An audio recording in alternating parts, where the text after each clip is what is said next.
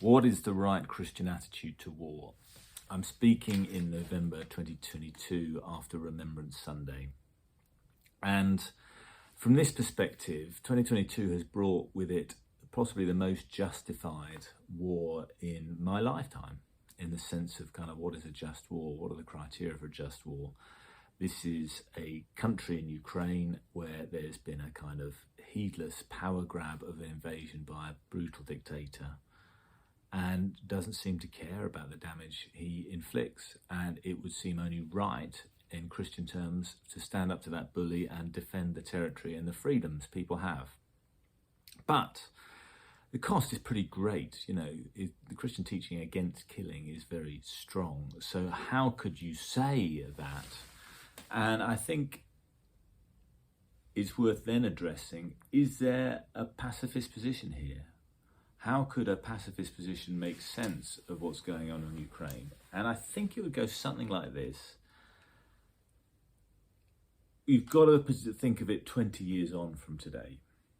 So let's see Afghanistan in 2001 and Afghanistan in 2021 as an example. In 2001, after the attack on the Twin Towers, which was coming from a terrorist based in Afghanistan, who was fostered by a horrific government with horrendous attitudes towards women, it seemed pretty justified to attack Afghanistan and fight a war there. And that happened. But 20 years on, well, what were the fruits of that war? The horrific government has just gone straight back into power. It is still horrific. It didn't change. Osama bin Laden was found in Pakistan, not Afghanistan at all. And we never fought a war with Pakistan. And tens of thousands of people died. Some American and British soldiers, hundreds of them, but many, many more citizens of Afghanistan caught in the crossfire, or Afghan Taliban soldiers, I guess. And for what? What was the achievement there? And if you look at the lack of achievement in Afghanistan, you might say this is what Ukraine might look like in 20 years' time. A war that's seemingly justified will just have created endless cycles of death and destruction. And so the pacifists might say just avoid that at all costs. And it is pacifism is always a powerful position to hold. I think it's not powerful enough to counter the desire for the Ukrainians to live in freedom and to stand up against a bully. And I think what's different in this war is that it's not like the West are trying to create some kind of new state, a new nation state. This nation state exists, was functioning, had people who are happy and free. Ukraine existed and can exist again. In that sense, the end game is very winnable.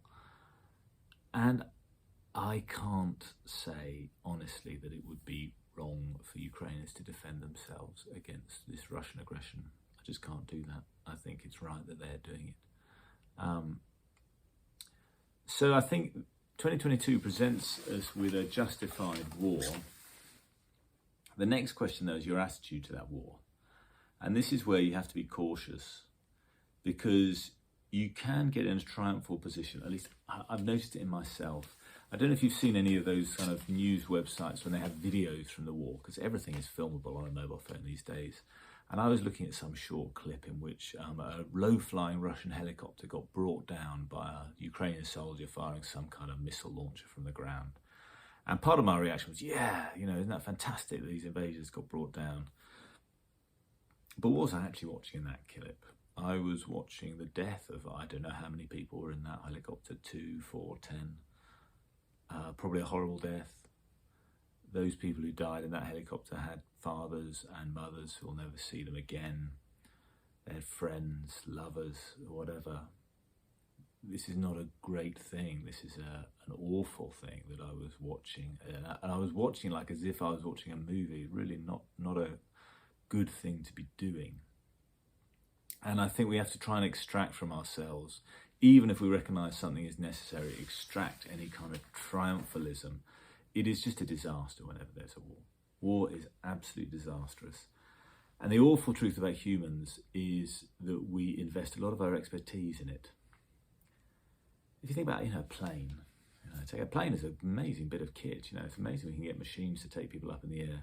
But the best planes are military ones which fly fastest, quietest, do the most amazing things, because we save our technical best for military stuff. Even 500 years ago, Leonardo da Vinci, brilliant artist, and for sure he left a few pictures, but I think he spent as much time doing siege engines and stuff for the local barons and princes and warlords of Italy at the time. And we've got the designs which were implemented of Leonardo's trebuchets, catapults, crossbows.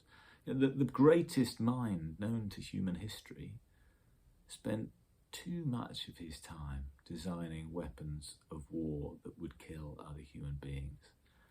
It's an awful aspect of humanity that we apply our intelligence to killing each other.